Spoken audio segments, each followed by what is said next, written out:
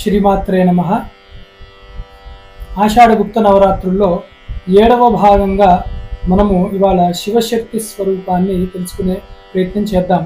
క్రిందటి భాగాల్లో మనము జగన్మాత అంటే ఎవరు, లలిత అని ఎందుకు పిలువబడుతున్నది ఆ అమ్మవారి యొక్క వైభవం ఏమిటి, భండాసురుడన్న రాక్షసుణ్ణి హతమార్చడానికి అమ్మవారు ఎలాంటి రూపంతో వచ్చినది, ఎలాంటి సైన్యంతో వచ్చినది, అట్లాగే అమ్మవారి యంత్రం శ్రీయంత్రం చక్ర రాజం ఎంత వైభవోపేతముగా ఉంటుందో కూడా మనం తెలుసుకున్నాము.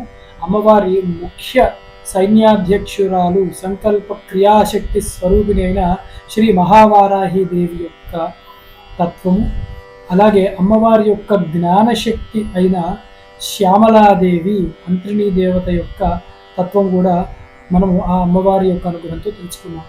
ఇవాళ మనము శివశక్తుల యొక్క తత్వము ఏమిటి అన్న గొప్ప విషయాన్ని మనము తెలుసుకునే ప్రయత్నం చేద్దాం. ఏ విద్య కూడా శివుడి యొక్క స్మరణ లేకపోతే అది పరిపూర్ణం కాదు. శ్రీ విద్య కూడా అంతే. మనందరము కూడా అమ్మవారిని అర్చిస్తున్నాము, శ్రీదేవిని అర్చిస్తున్నాము అంటేనే శ్రీ విద్యలో ఉన్నట్లు. శ్రీ విద్య పరంపరాగతంగా గురుముఖత దీక్ష తీసుకోవడం ఒక పద్ధతి. మనము అలా కాదు కాబట్టి ఆ అమ్మవారిని ఆరాధించే ప్రతి వాళ్ళు కూడా తెలుసుకోవాల్సిన గొప్ప విషయాలు ఏమిటి అంటే సమానత్వము, సమయాచారము. సమయాచారము అంటే శివశక్తులను, ప్రకృతి పురుషులను సమానముగా ఆరాధించడము, పూజించడము. అదే మనము ఈ రోజున మనము తెలుసుకుంటూ ఉన్నాము. సృష్టిలో అత్యంత రహస్యమైనది, పవిత్రమైనది ఏమిటి అంటే ఈ శివశక్తుల యొక్క ఏకత్వాన్ని తెలుసుకోవడమే. శ్రీ విద్యలో అమ్మవారిని అయ్యవారిని కామేశ్వరి, కామేశ్వరులు అని సంబోధిస్తూ ఉంటారు. లలితా సహస్రనామం మనం చదువుకునేటప్పుడు ఎన్నో సమన్వయ నామములు తెలుస్తూ ఉంటాయి. శివ కామేశ్వరాంకస్త, శివ స్వాధీన వల్లభ, శివ, అలాగే శ్రీకంఠార్ధ శరీరిణి, అలాగా అనేక నామములు శివ సంబంధమైనవి, శివుడితో ఉన్న శివ కుటుంబిని అని అమ్మవారు శివుడి యొక్క అర్ధాంగి, పట్టపురాణి అని ఎన్నో నామాలు తెలుపుతూనే ఉంటాయి. అదే సమయాచారం అని తెలుసుకోవాలి. అమ్మవారిని ఆరాధిస్తూ అయ్యవారిని విడిచిపెట్టినా, అయ్యవారిని ఆరాధిస్తూ అమ్మవారిని విడిచిపెట్టినా కూడా ఆ విద్య పరిపూర్ణము కాదు, ఆ కర్మ పరిపూర్ణం కాదు. అది భక్తి అని చెప్పలేము. మీరు అందుకే మనకి చిన్నప్పటి నుంచి కూడా అలవాటు చేసేది శ్రీ ఉమామహేశ్వరాభ్యాం నమః, శ్రీ లక్ష్మీనారాయణాభ్యాం నమః, శ్రీ వాణి హిరణ్యగర్భాభ్యాం నమః, శ్రీ సీతారామాభ్యాం నమః. అలాగా ఎప్పుడూ కూడా శక్తి సమేత పురుషులను, ప్రకృతి పురుషులను కలిపి శివశక్తులను కలిపి ఆరాధించడం అన్నది మనకు అనాదిగా వస్తున్నది. అదే సాంప్రదాయము కూడా. ఆ యొక్క పరమ పురుషుడు ఎవరైతే ఉన్నారో ఆ శివుడు, ఆ సదాశివుడి యొక్క అభేద రూపమే జగన్మాత లలితా త్రిపుర సుందరి దేవత. ఇది మనం మనసులో దృఢముగా నిలుపుకుంటే లలితా సహస్రనామం ఆఖరిలో కూడా మనం చెప్పేది కూడా శ్రీ శివ శివశక్త్యేక రూపిణి లలితాంబిక అని ఆ నామములే మనకు కనపడుతూ ఉంటాయి. ఈ లలితా సహస్రనామముల యొక్క కొనసాగింపుగానే, అంటే ఈ నామములకు వ్యాఖ్యానము రాశారా అన్నంత అందముగా జగద్గురు శంకరాచార్యులు వారు మనకి సౌందర్య లహరి అన్న గొప్ప గ్రంథాన్ని ఇచ్చారు. అమ్మవారి యొక్క తత్వము, శ్రీ విద్యా రహస్యములు, శివశక్తుల యొక్క సమన్వయము, సమయాచారము, ఎన్నో విషయాలన్నీ కూడా వాటిలో క్రోడీకరించి పెట్టారు శంకరాచార్యులు వారు. అనేక మంది వ్యాఖ్యానాలు ఆ సౌందర్యలహరికి కూడా ఇచ్చారు. అంత గొప్పది ఆ సౌందర్యలహరి. ఇంత విషయం సౌందర్యలహరిలో ఉంది అని తెలుసుకుని రోజుకొక శ్లోకాన్ని మనం చదువుకున్న ధన్యులమవుతాము. శృంగేరి జగద్గురువులు శ్రీ విధుశేఖర భారతి మహాస్వామి వారి యొక్క ప్రసంగంలో సౌందర్య లహరి యొక్క ప్రాముఖ్యతను చెప్తూ ప్రతి వాళ్ళు కూడా రోజుకొక శ్లోకాన్ని తీసుకొని 32 సార్లు చదువుకోండి. అలాగా అన్ని శ్లోకాలు ఎప్పటికైనా కూడా పూర్తవుతాయి. పరిపూర్ణమైన అమ్మవారి యొక్క అనుగ్రహం లభిస్తుంది అని కూడా సెలవిచ్చారు. ఆ మాటనే హృదయంలో నిరంతరము తలుచుకుంటూ మీకు కూడా తెలియజేస్తున్నాను. ఇందాక చెప్పుకున్నట్టే లలితా సహస్రనామాల యొక్క తత్వాన్నే ఆవిష్కరించారా అన్నట్లు శ్రీ శివ శివశక్త్యేక రూపిణి లలితాంబిక అని లలితా సహస్రనామాలు ఎక్కడ ఆగుతాయో అలాగే సౌందర్యలహరిలో శివశక్త్యాయుక్తో యది భవత శక్త ప్రభవితుం అని ఎంతో అద్భుతముగా ప్రారంభమవుతూ ఉంటుంది. శివశక్తుల నామము శివ శివ ఇద్దరు ఒకటే. అందుకే శంకరాచార్యుల వారు కూడా అర్ధనారీశ్వర స్తోత్రం రాస్తూ గొప్ప మంత్రాన్ని అందజేశారు మనకు. నమశివాయ నమశివాయ అని వెళ్తూ ఉంటుంది ఆ స్తోత్రం. ఇద్దరు ఒకతత్వమే. చాలా బ్రహ్మాండమైనది, అద్భుతమైన స్తోత్రము అర్ధనారీశ్వర స్తోత్రం. పూర్తిగా ఈ శివశక్తుల యొక్క కామేశ్వరుల యొక్క ఐక్యాన్నే చెప్పబడుతూ ఉంటుంది.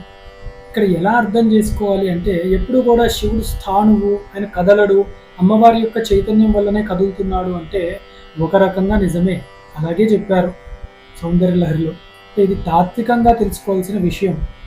సదాశివుడు సచ్చిదానంద పరబ్రహ్మము, ఆయన కదలడానికి కూడా ప్రదేశం ఏదీ లేదు, సర్వవ్యాపి ఆయన. అలాంటి సర్వవ్యాపకము అయిన పరబ్రహ్మమును సాధకులకు అందచేయడానికి జగన్మాత తన కరుణతో, ఎందుకంటే మనము బిడ్డలము తల్లికి, మనము ఎప్పుడైనా కూడా ఉన్నత శిఖరాలకి వెళ్ళాలనే తల్లి కోరుకుంటుంది. ఆవిడ జగన్మాత.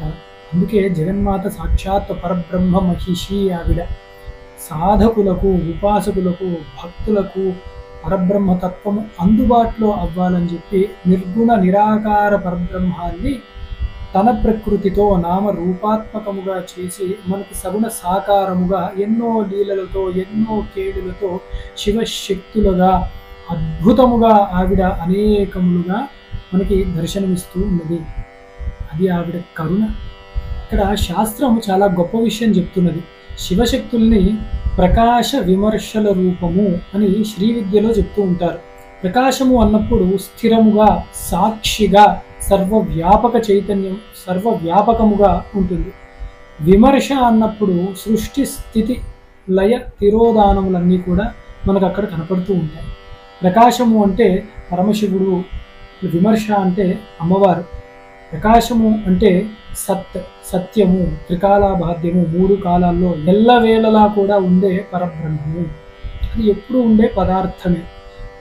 అలాగే విమర్శ శక్తి, అమ్మవారు చైతన్యము అంటే సత్, తర్వాత చిత్ చైతన్యము.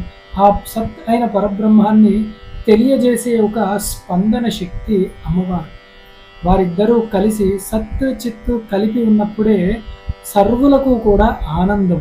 అందుకు మనకి ప్రపంచం కూడా ఈశ్వర స్వరూపంగా చూసినప్పుడు ఎంతో ఆనందంగా ఉంటుంది. అదే గీతలో కూడా పరమాత్మ ఈ విషయాన్నే చెప్పాడు. బహూనాం జన్మనామంతే జ్ఞానవాన్ మాం ప్రపద్యతే వాసుదేవ సర్వమితి స మహాత్మా సుదుర్లభ. జ్ఞానము కలిగిన వాడు అనేక జన్మల సాధన పరిపక్వత అయ్యాక సర్వము వాసుదేవుడు. ఈ వాసుదేవుడు అంటే ఏమిటి? ఇప్పుడు అంటే మనం రోజు నిత్యము విష్ణు సహస్రనామంలో చదువుకునే మాటనే, వాసనాద్ వాసుదేవస్య వాసితం తే జగత్రయం సర్వభూత నివాసోసి వాసుదేవ నమోస్తుతే. సర్వ జీవుల యందు కూడా నివసించి ఉండే ఈశ్వర చైతన్యము పేరు వాసుదేవుడు. ఎంత అద్భుతం! అక్కడ శివుడన్నా, కేశవుడన్నా, అమ్మవారన్నా అంతా ఒక తత్వమే, పరబ్రహ్మ యొక్క నామరూపాలే అని అర్థం చేసుకోవాలి. స్పందన శక్తి అమ్మవారైతే సచ్చిదానందము అన్నది పరబ్రహ్మము శివుడయ్యాడు. ఇది ఇంకా చిన్న ఉదాహరణలో మీరు తెలుసుకోవాలి అంటే తేలిగ్గా, మనము ఊపిరి ఇలా తీసుకుని నింపుకుని అది స్తంభించినప్పుడు ఒకసారి అది శివతత్వం. చైతన్యముగా ఊపిరి బయటికి లోపలికి వెళ్ళి వస్తూ ఉండడము అది అమ్మవారి తత్వం, శక్తి. అలాగే ఒక ఆలోచన రాక ముందు ఉండే స్థితి మనలో అది శివతత్వం. ఆలోచనగా క్రియగా అది బయటికి వచ్చినప్పుడు ఆ పని అది శక్తి స్వరూపం. ఒక సముద్రము శివస్వరూపము. సముద్రంలో లేచే అలలు అవన్నీ శక్తి స్వరూపం. ఇప్పుడు చెప్పండి, సముద్రము లేకుండా అలలు ఉంటాయా? అలలు లేకుండా సముద్రం ఉంటుందా? ఈ కాలంలో చిక్కు ఏమిటి అంటే శివశక్తులలో భేదము చూడడము. ఇలాగా ఎప్పుడూ కూడా చూడద్దు. ఎప్పుడూ వారిద్దరిని కలిపి ఆరాధించడమే సమయాచారము. అదే బిడ్డకి తల్లిదండ్రులు ఇద్దరూ కూడా ఎలా అవసరమో, ఎలా సమానమో, అలాగే శివశక్తులు కూడా సాధకుడనే బిడ్డకు సమానము. ఇద్దరూ అవసరమే, ఇద్దరు ఒక తత్వమే. రెండు కళ్ళతో ఒక దృశ్యాన్నే చూస్తున్నాం, అంతేకాని రెండు కళ్ళతో చూస్తున్నామని చెప్పి రెండు దృశ్యాలు అవ్వట్లేదు. అలాగే ఈ మనకి చూపులు రెండుగా అంటే కళ్ళు రెండుగా ఉన్నా దృష్టి ఒకటే. ఎలాగో శివశక్తులు రెండుగా ఉన్నా కూడా తత్వము ఒకటే అన్న ఒక విషయాన్ని శివశక్తుల యొక్క తత్వంలో ఇవాళ తెలుసుకున్నాం మనం. ఈ కాలంలో శక్తి అన్న మాటను ఏదో సామర్థ్యము, శరీర శక్తి, వేగము అన్నట్లు వాడుతున్నారు. అది చాలా పొరపాటును తీసుకొస్తుంది. ఎందుకు అంటే నిరంతరం శక్తి ఉండాలి అని చెప్పి మనం ఈ జీవన ప్రయాణంలో ప్రతి పనికి కూడా అలసిపోతూ ఉంటున్నాం. అలా అలసిపోతూ ఉంటే అశాంతి తప్ప ఏం మిగులుతుంది? ప్రశాంతత ఎక్కడ మిగులుతుంది? అందుకే శివతత్వమైన నిశ్శబ్దాన్ని కూడా మనం అలవాటు చేసుకున్నప్పుడు అప్పుడు ఆ అలలు, ఎగిరిన అలలు, లేచిన అలలు ఎలాగైతే సముద్రం యొక్క ఆధారముతో నిశ్శబ్దంగా చక్కగా ఒక రిథంలో ఉంటాయో, ఆ శక్తిని మనము శివుడి యొక్క సహాయంతో శివశక్తుల్ని కలిపి మనం ఆరాధించినప్పుడు అంత అద్భుతముగా మన సాధన, జీవితము, నిత్య జీవితము కూడా కొనసాగుతుంది. అందుకే ఎప్పుడు పరుగులే కావాలా, ఆటలే కావాలంటే ఆటలు కావాలి, కానీ విరామము కావాలి, విశ్రాంతి కావాలి. అది ఆరోగ్యకరమైన ఆట. అలాగే జీవనము కూడా సాగాలంటే శివశక్తుల్ని అర్థం చేసుకొని ఆ తత్వానికి సరిపడేలాగా మన జీవితం కూడా ఉండాలి. అదే నిత్య జీవితంలో శివశక్తుల్ని మనము చక్కగా గమనించడం. మనం గొప్ప విషయం గమనించేది ఏమిటి అంటే శివశక్తులు యొక్క కలయిక. ఇక్కడ అమ్మవారి యొక్క తత్వము కేవలం సన్యాసులకు, యోగులకు, వాళ్ళకి మాత్రమే చెప్పబడింది కాదు. ముఖ్యంగా గృహస్థులకి చెప్పబడింది. గృహస్థులకి ఎందుకు చెప్పబడింది అంటే గృహస్థు అన్నప్పుడే భార్యాభర్తలు కలిసి ఉండడమే ఇక్కడ గృహస్థు అని చెప్పబడింది. భార్యాభర్తలు కలవకుండా దెబ్బలాడుకుంటూ చికాకులతో ఉంటే అది ఇంకేమి సంసారము? సంసారం సరిగ్గా ఉండాలంటే మొట్టమొదట మనం పూజించవలసినది ఎవరిని? గృహంలో శాంతి కలగాలి అంటే మొట్టమొదట మనం ఆరాధించాల్సిన దేవతలు ఎవరు అంటే ఉమామహేశ్వరులు. వారే కామేశ్వరుడు, కామేశ్వరి, అదే శివశక్తులు. ఈ శివశక్తుల యొక్క ఆరాధనే అర్ధనారీశ్వర ఆరాధన. భార్యాభర్తలలో ఒకళ్ళు ఎక్కువ, ఒకళ్ళు తక్కువ, ఈ గొడవ వల్లనే ఈ కాలంలో ఎన్నో కాపురాలన్నీ కూలిపోతూ ఉన్నాయి. ఎవరూ ఎక్కువ కాదు, ఎవరూ తక్కువ కాదు, ఇద్దరూ సమానము. ఇది బాగా గుర్తుపెట్టుకోండి. భార్యాభర్తలలో ఎక్కువ తక్కువ అని మనం అహంతో అనుకుంటూ ఉంటే ఒక తల్లి ఒక తండ్రి కలయిక వల్లనే బిడ్డ అన్నవాడు ఏర్పడుతున్నాడు. ఒక జాతి గొప్పది అని గనక మనం అంటే అప్పుడు నా తల్లిదండ్రుల్లో కూడా ఒక జాతినే నేను గొప్పవారు అంటున్నాను. కానీ మనకి కారణమైనది తల్లిదండ్రులు ఇద్దరూ కలుస్తేనే అని ఎలా అర్థం చేసుకోవాలో మనము కూడా మన యొక్క ఇళ్లల్లో వాళ్ళతో కూడా అంత చక్కటి భావనతో ఉండాలి. అప్పుడే ఎవరికి అహంకారం అన్నది రాకుండా ఉంటుంది. అలాగే ఇక్కడ కామేశ్వరుడు అంటే గొప్ప ప్రేమ స్వభావం కలిగినవాడు. ఆ గొప్ప ప్రేమ స్వభావాన్నే కామేశ్వరీ దేవత చక్కగా ఆనంద స్వరూపముగా మార్చే జగన్మాత ఆవిడ. అంత గొప్ప దంపతులు వారు. మనకి అర్థము కావడానికి ప్రకృతిలో, సృష్టికి పైన అంతటా వ్యాపించిపోయి ఉన్న ఒక శివశక్తుల యొక్క తత్వాన్ని భార్యాభర్తలుగా మనకి తెలుసుకోవడానికి ఇలాగ అందజేశారు. ఈ రోజుల్లో ప్రతి ఇంట్లో కూడా ఈ వివాహ బంధాల్లో ఎక్కువ గొడవలు మనం చూస్తూ ఉన్నాం.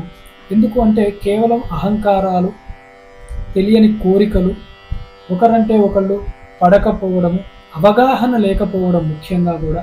కానీ నన్ను నమ్మండి, శివశక్తులను ఆరాధన చేసేవారు ఎవరికీ కూడా ఇలాంటి దుస్థితి రాదు. అందుకే ప్రతి వాళ్ళు కూడా శివశక్తుల్ని ఆరాధించాలి. ఆరాధిస్తూ ఆ తత్వాన్ని తెలుసుకోవాలి. ఏమిటి ఆ తత్వం? ఎంత విచిత్రం చూడండి. శివుడు తన శరీరంలో ఒక భాగాన్ని తన భార్య అయిన ఉమాదేవికి ఇచ్చేశాడాయన. నాది అన్నది నేను, నువ్వు వేరుగా ఉంటే కదా నాది అనడానికి. ఇప్పుడు నేను అన్నప్పుడు ఇద్దరం కలిసి వస్తాము, ఇద్దరం కలిసే నేను అంటున్నాము. ఎంత గొప్ప భావన చూపిస్తున్నారు పరమేశ్వరుడు. మనం అలాగా శరీరాన్ని ఇవ్వడానికి సామర్థ్యం లేకపోయినా మన మనసులో మనం ఎంతో మనంత స్థలాన్ని మన ఇంట్లో వాళ్ళకు కూడా పంచిపెడితే ఎంత ఆనందంగా ఉంటారు. ఆ గృహంలో ఆనందం తాండవం చేస్తూ ఉంటుంది. అక్కడ కదా నిజంగా శ్రీచక్రమే ఆ ఇల్లు రూపంలో ఉంటుంది. శ్రీచక్రమే ఆనంద స్వరూపంగా తాండవిస్తూ ఉంటుంది ఆ యొక్క ఇంట్లో. అక్కడే లలితాదేవి నిజంగా ఉండి ఆనందాన్ని పొందుతూ మనం ఇచ్చే పూజలు, మనం అందించే పూజలు, నమస్కారాలు ప్రేమతో ఆ శివశక్తులిద్దరూ కూడా స్వీకరిస్తూ ఉంటారు. ఈరోజు సాధన ఏమిటి అంటే చాలా సులువైనది. ఎప్పటిలాగే సాయంత్రం చక్కటి నేతి దీపాన్ని పెట్టి మనస్ఫూర్తిగా నమస్కారం చేసుకుని కాసేపు ధ్యానం చేసే ప్రయత్నం చేయండి. ఆ ధ్యానంలో ఇవాళ ఎలా ఉండాలి అంటే, మీరు లోపలికి తీసుకున్న శ్వాస ఏదైతే ఉంటుందో, ఆగుతుందో, అది శివస్వరూపముగా భావన చేయండి. ఆ శ్వాస ఎంతో ఆనందాన్ని, మనసు యొక్క ఆలోచనలను ఆపివేస్తుంది. మనసు యొక్క ఆలోచనలు ఆపివేయడమే ఆనందానికి కారణమవుతూ ఉంటుంది. మీరు గమనించండి. ఏ ఆలోచన లేకపోవడమే ఆనందం. అలాగే తీసుకునే శ్వాస, మళ్ళీ పీల్చే శ్వాస ఏదైతే ఉంటుందో ఆ శ్వాస అంతటా నిండి ఉన్న జగన్మాత యొక్క చైతన్య స్వరూపము మీ లోపలికి వచ్చి మీ నరాల్లో అణువుల్లో కూడా నిండిపోయి ఉంది. ఇప్పుడు ఆ శ్వాస శివశక్తులు కలిసి ఉన్న గొప్ప చైతన్యం, సచ్చిదానందము. ఆ ఆనందము మీ శరీరం అంతా వ్యాపించిపోయి ఉన్నది అన్న భావన మీరు చేసి కాసేపు అలా ఉంటే హాయిగా అమ్మవారి ఒడిలో మనము బిడ్డలమై పడుకున్నంత ఆనందము తప్పకుండా ఆ అనుభూతి మనకి కలుగుతుంది. అలాంటి ఆనందాన్ని పొందుతున్నప్పుడు అమ్మవారితో మీ కోరికలు చెప్పుకోండి. అమ్మ జగన్మాత, శివశక్తి స్వరూపిణి, నీవు మా జీవితాల్లో ఆనందాన్ని నింపు తల్లి, స్థిరత్వాన్ని నింపు తల్లి, అశాంతులు ఏవైనా ఉన్నా, దుఃఖాలు ఉన్నా తక్షణమే తొలగించు తల్లి అని చెప్పి ఎంతో ప్రేమగా బిడ్డలు అడిగేటట్టు అడగండి. ఎందుకు వినదు అమ్మవారు? ఆవిడ మహాసింహాసనం మీద కూర్చున్నా కూడా తన చూపు బిడ్డల వైపే ఉంటుంది. అలాంటి గొప్ప తల్లిని మనం ఆరాధిస్తున్నాం. ఇంకా మనకి బెంగ ఎలా? రేపటి భాగంలో మనం చెప్పుకోబోయేది కోట్ల కొలది భక్తులు ఏ స్తోత్రాన్ని చదువుతూ ఉద్ధరింపబడుతున్నారు, ఏ నామాలను చదువుతూ ఉద్ధరింపబడుతున్నారో ఆ సంక్షేప పరిచయం చేసుకునే ప్రయత్నం చేద్దాం. అదే శ్రీ లలితా సహస్రనామ స్తోత్రము. ఆ స్తోత్రములో మొట్టమొదటి నామమే శ్రీమాత. ఆ యొక్క గొప్ప నామములో ఆధ్యాత్మిక రహస్యాలు ఏమిటి? రేపటి అత్యంత భక్తి రసపూర్ణమైన ప్రసంగంలో మీరు తెలుసుకునే ప్రయత్నం చేయండి. అప్పటి వరకు అమ్మవారి స్మరణలో ఉంటూ శాంతి శాంతి శాంతి.